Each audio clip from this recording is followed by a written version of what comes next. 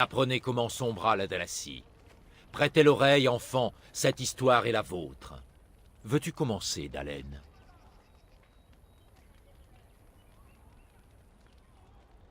Oui, esclave d'un funeste empire forgé par la plus obscure des magies. Sa chute scella notre libération. Les nôtres s'établirent en Dalassie. Ils y vénéraient les faiseurs, appliqués à raviver la culture et l'histoire de longues années d'esclavage. Ils honnissaient nos dieux, car nous n'adorions pas les leurs, et fustigeaient nos coutumes, trop soucieuses de notre liberté pour leur goût. Leurs nations se liguèrent bientôt contre la Dalassie. À leurs yeux, les nôtres n'étaient que blasphémateurs et tyrans.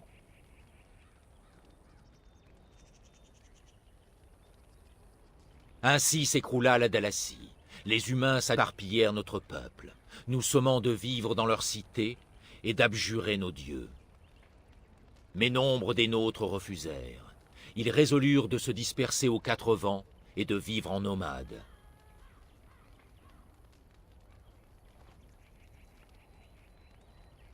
Pour survivre et préserver notre culture, les clans vivront séparés jusqu'au jour où les Elvenanes auront à nouveau une patrie.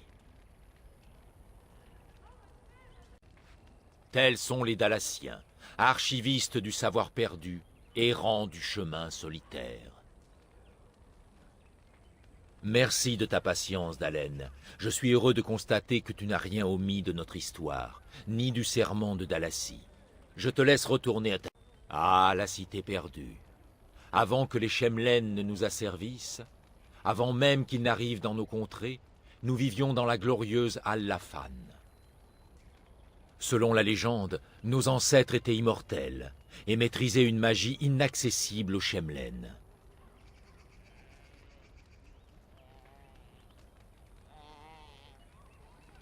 Ils vivent parmi les humains, oublieux de leur Al-Lafan. Nous étions libres et vivions en maint lieu du continent.